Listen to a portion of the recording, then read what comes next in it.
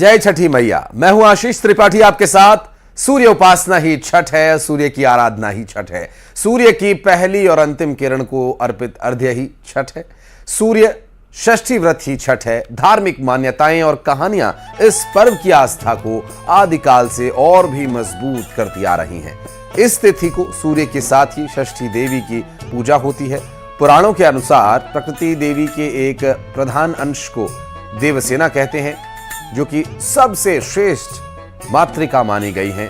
ये जगत के समस्त बालकों की रक्षिका देवी भी हैं। प्रकृति का छठा अंश होने के कारण इनका नाम षष्ठी देवी यानी देसी भाषा में छठी देवी कहा जाता है। मान्यता षष्ठी देवी के पूजन की है, जो शुरुआत होती है राजा प्रियव्रत के काल से और जो आगे चलकर षष्ठी देवी का पूजन छठी मैया के रूप में प्रचलित हुआ। और अब आज उदयीमान भगवान भास्कर को अर्घ्य अर्पित करने के साथ ही 4 दिन तक चलने वाले लोक आस्था के महापर्व छठ का समापन हो जाएगा, जिसकी शुरुआत कार्तिक मास के तिथि चतुर्थी से होती है। और ये तिथि चतुर्थी का दिन जब नहाय खाए से इसकी शुरुआत होती है। प्रकृति से जुड़ा, प्रकृति प्रेम से जुड़ा ये महापर्व, जिसमें प्रकृति के प्रति सम्मान समर्पित करना, प्रकृति के द्वारा दिए हुए हमें सभी संसाधनों, सभी भोज्य पदार्थों, औषधियों के प्रति सम्मान प्रकट करने का ये पर्व है। अत्यंत वैज्ञानिकता पर आधारित ये महापर्व, जिसका महात्म्य सामान्य रूप से समझना मुश्किल है, इतनी गहराई तक वैज्ञानिकता इस महापर्व में समाहित है, जो कि आस्था से जुड़ा भी एक पर्व है। और हिंदू पौराणिक ग्रंथों के अनुसार प्रकृति की मान्यता सदैव ही सर्वोपरि रही है, क्योंकि यहीं से हमें सब कुछ मिलता है। जीवन अर्पण और मृत्यु के बाद तर्पण, सब कुछ इसी प्रकृति में समाहित हो जाता है। और ऐसे में भगवान सूर्य, जो कि आरोग्य के देवता माने जाते हैं, सूर्य की किरणें जो पृथ्वी पर रोगों का क्षय करती है और रोगों का नाश करती है, ऐसे में भगवान सूर्य के प्रति आस्था और उनको धन्यवाद अर्पित करने का ये पर्व कहा जा सकता है। और छठ महापर्व की आज सप्तमी तिथि है और इस तिथि के दिन भगवान सूर्य को अर्घ्य देकर इसका समापन होगा।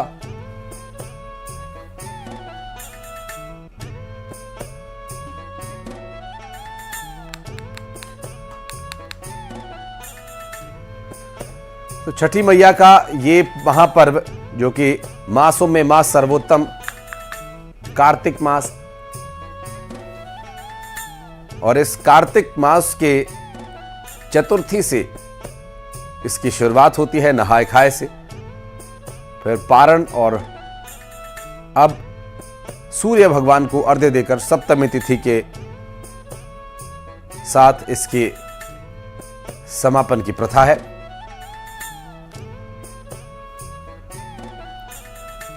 चलिए भोपाल चलेंगे। हमारे सहयोगी ऋतु साहू इस वक्त हमारे साथ जुड़ी हुई हैं। ऋतु, आज सप्तमी तिथि है और भगवान सूर्य देव नारायण को अर्घ्य देकर इसका समापन किया जा रहा है। आपके आसपास काफी व्रती नजर आ रहे हैं, किस तरह का माहौल, किस तरह का उत्साह है यहाँ? जी बिल्कुल आशीष, उत्तर प्रदेश बिहार की जो छठ मैया है उनका जो अब तक पूजा की जाती थी, वो मध्य प्रदेश में भी काफी बड़े स्तर पर आयोजन किया गया है। हम इस वक्त भोपाल के बड़े तालाब पर हैं, जहां काफी संख्या में आप देख सकते हैं कि लोग छठ मैया की पूजा कर रहे हैं। हमारे साथ कुछ लोग भी हैं जिनसे हम बात करने की कोशिश करेंगे। आप देख सकते हैं कि 36 घंटे का निर्जला व्रत रख के यहाँ पे महिलाएं व्रत रखती हैं, और हम थोड़ा सा उनके परिवार से भी जानेंगे कि मैम थोड़ा बताएंगे कि छठी मैया का जो व्रत है इसकी क्या महत्व है। इसके बहुत महत्व है। मनोकामना जो मांगते हैं वो पूरी होती है, छठ मैया जरूर पूरी करती है। और ये 4 दिन का त्योहार रहता है। हम लोग 1 महीने से तैयारियां करते हैं इसकी। दिवाली से ज्यादा हमें छठ की इंतजार रहता है। छठी मैया को पुत्र प्राप्ति की देवी भी कहा जाता है, तो इसको लेकर आप क्या बताएंगे? पुत्र प्राप्ति की, और जिनको संतान नहीं होती है, वर्षों से जिसको संतान नहीं हुई है उसे संतान देती है, उसके लिए कुछ मन्नत होती है, जैसे कि कोई नारियल लेके पानी में खड़ा रहता है, या कोई एक साथ 4 सूप या 2 सूप लेके जाते हैं, इससे मन्नत पूरी होती है। वो हमारी मन्नत पूरी करती है, हम उनकी करते हैं। जी, जैसे कि आपने सुना कि मैया सबकी मन्नत पूरी करती हैं। अलग अलग लोग अलग अलग मान्यताओं के हिसाब से पूजा करते हैं, और छठी मैया को संतान प्राप्ति की देवी कहा जाता है, इसलिए लोग संतान प्राप्ति को लेकर भी मैया की पूजा करते हैं। हम बाकी लोगों से भी बात करेंगे। मैम, थोड़ा सा आप बताएंगे कि जिस तरीके से शायद मैम अभी पूजा कर रही है, हम कहीं और थोड़ा बात करने की कोशिश करेंगे। तो यहाँ व्यवस्थाएं क्या की गई? अभी चूंकि लोग पूजा में व्यस्त हैं तो संभव उतना नहीं होगा वो ज्यादा रिएक्शन दे पाए, लेकिन आप यहाँ की व्यवस्थाओं के बारे में जरूर बताइए। किस तरह की व्यवस्थाएं की गई हैं, कहां से लोग यहाँ पर आए हैं, और कितनी देर ये महापर्व का ये उत्सव यहाँ चलेगा, और क्या कुछ व्यवस्थाएं हैं, इसके बारे में भी डिटेल दीजिएगा हमारे दर्शकों को। जी आशीष, आप जैसे कि देख सकते हैं, हम पूरे जगह की बात करें तो बाकायदा आयोजन बड़े अच्छे से किया गया है। बाकायदा महिलाओं को खड़े होने की सभी जगह मिली हुई है। इसके अलावा यहाँ पर महिलाएं सुबह 5 बजे से ही आना इनका शुरू हो गया था। अभी काफी महिलाएं पूजा करना शुरू कर दी हैं। जैसे जैसे दिन उगता जा रहा है, पूजा होती जा रही है। जैसे ही सूरज की पहली किरण होगी, महिला उनको सूर्य भगवान को अर्घ देगी। उसके बाद सूरज की आखिरी किरण का पूजा की जाएगी। जी,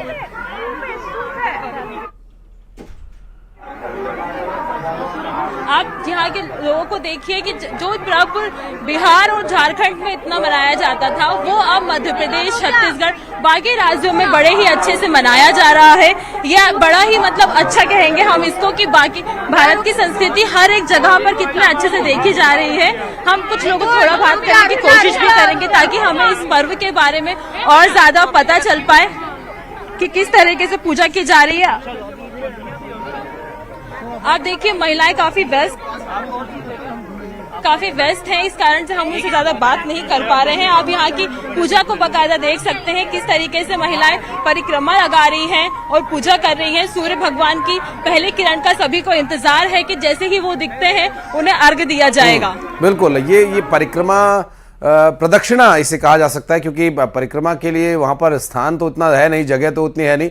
शैलेंद्र के पास चलेंगे, हमारे सहयोगी इस वक्त हमारे साथ मौजूद है। शैलेंद्र, क्या व्यवस्थाएं हैं आज ये छठ का महापर्व, जो कि वैज्ञानिकता पर आधारित प्रकृति से जुड़ा हुआ ये महापर्व है, और आज इसका समापन होना है। आज सप्तमी तिथि के सूर्यदेव नारायण को अर्घ्य देकर इसका समापन होना है। आप इस वक्त किस जगह मौजूद हैं, क्या तैयारियां हैं, श्रद्धालुओं में कितना उत्साह है, क्या कुछ है तैयारियां वहां पर?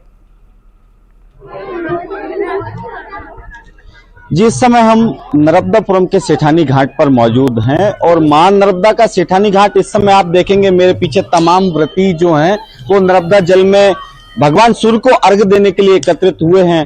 कल शाम को अस्ताचलगामी सूर्य को अर्घ देकर के जो व्रत की साधना को पूरा किया गया था, और आज सुबह उदीयमान सूर्य को अर्घ दिया जाएगा, और इसके साथ ये महाव्रत पूरा होगा।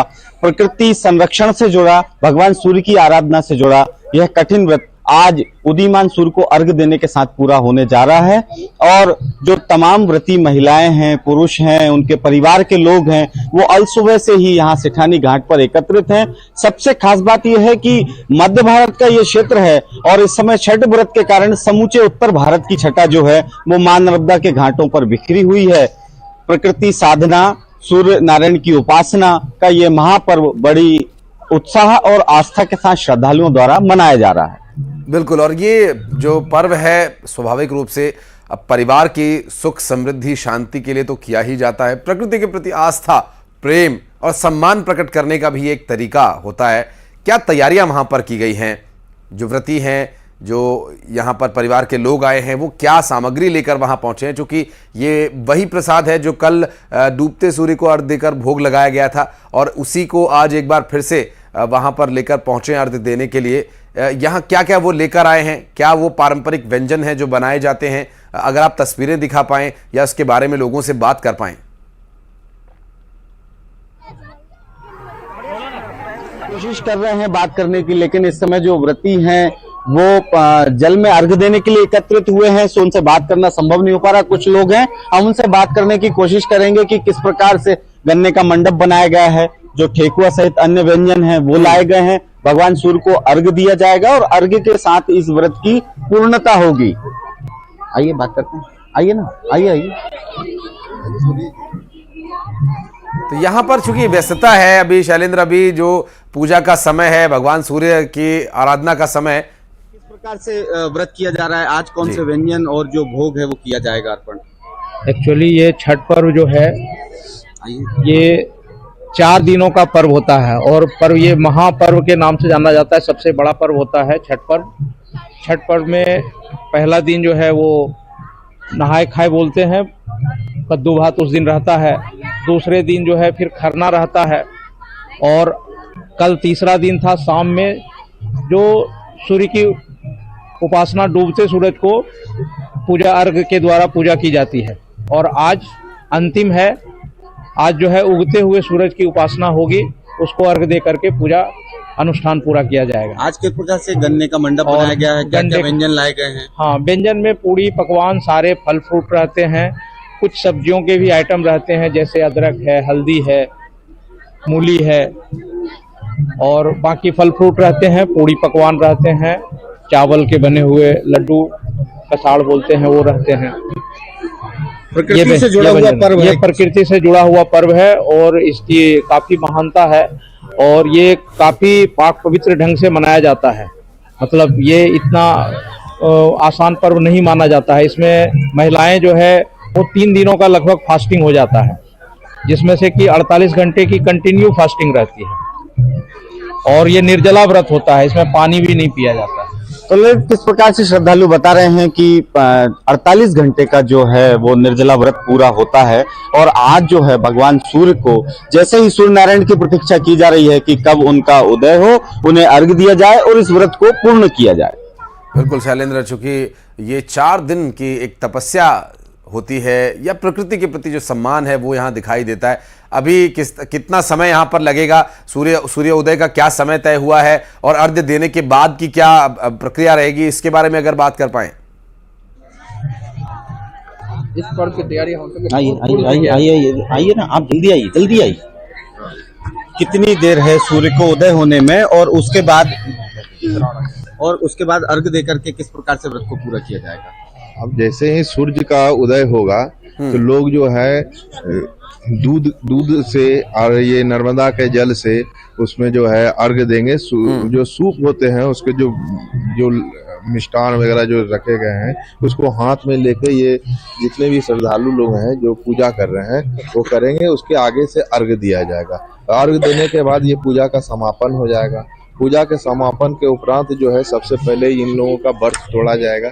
अब व्रत तोड़ने के बाद ये पूजा का समापन। चलिए भोपाल चलेंगे। ऋतु हमारी सहयोगी लगातार हमारे साथ मौजूद है। ऋतु, विधि जो चल रही है पूजा की उसमें क्या कुछ करना है वहां पर? अर्घ्य कब देनी है, कब कितने बजे का सूर्योदय का समय है, प्रसाद में क्या कुछ व्यंजन वो लोग लेकर आए, विधि क्या रहती है, अगर इसके बारे में भी बात कर पाए तो।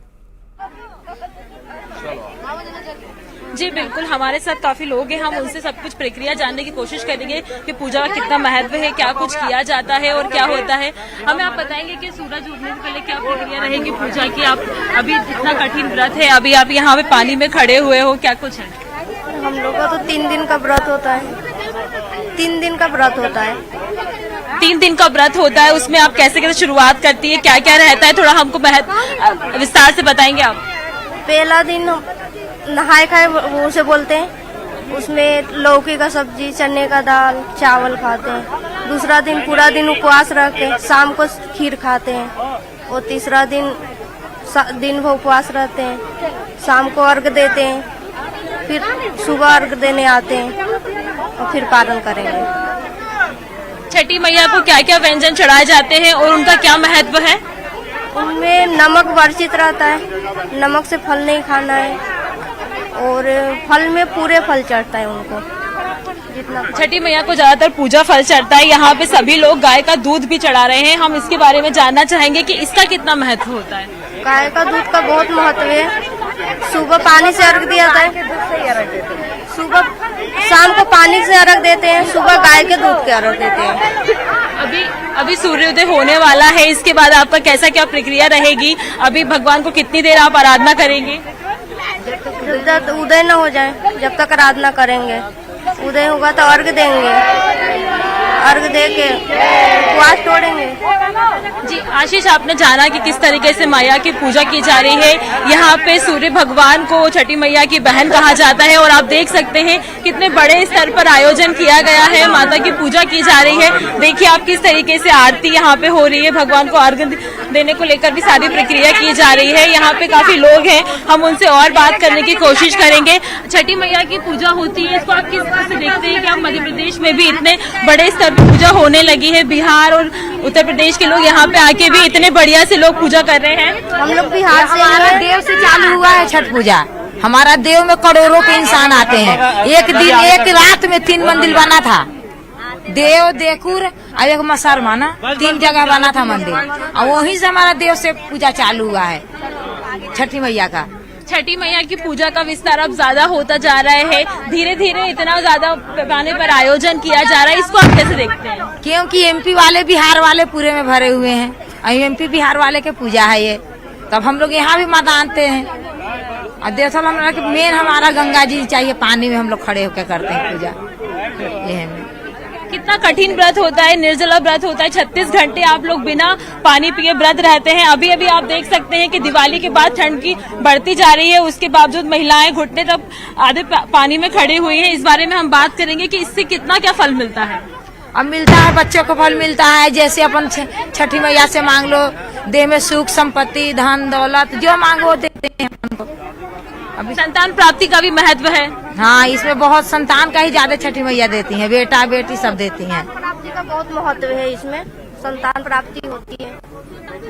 इसके अलावा हम बात करें कि छठी मैया को मतलब सूर्य भगवान की बहन कहा जाता है, इसके पीछे की पूरी क्या कुछ कहानी है, क्या मान्यता है, इसके बारे में थोड़ा सा बताएं हमको।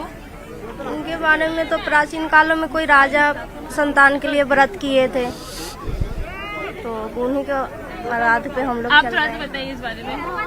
छठी मैया के कोई राजा व्रत किया था, तो राजा को ही संतान प्राप्ति हुआ था, और जब से छठी मैया का चला आ रहा है राजा रानी का। वो देव में हमारा राजा रानी का पोखरा है, तो उसी में से हमारा चला आ रहा है। राजा के पोखरा में हम लोग अर्घ देते हैं देव में। जी जैसे कि बिल्कुल, और चूंकि समय हो चला है ऋतु यहाँ पर अर्घ्य देने का, भगवान सूर्य की आराधना का, और ये मूलतः वैज्ञानिकता के आधार पर, प्रकृति पर आधारित ये पूरा पर्व है छठ महापर्व। और हिंदी मासों के अनुसार मासों में मास सर्वोत्तम मास कार्तिक मास माना जाता है। कई लोग कार्तिक स्नान करते हैं, और चूंकि आंचलिक स्तर पर इसकी महत्वता ज्यादा है। आपके पास फिर लौटेंगे, आप सभी बने रहिएगा हमारे साथ। बहुत बहुत शुक्रिया फिलहाल ये तस्वीरें दिखाने के लिए। अभी एक छोटा सा ब्रेक हम जरूर ले रहे हैं, लेकिन ये तस्वीरें आपके लिए हम छोड़े जा रहे हैं। ये मनमोहक तस्वीरें देखिए छठ पर्व की, छठा की।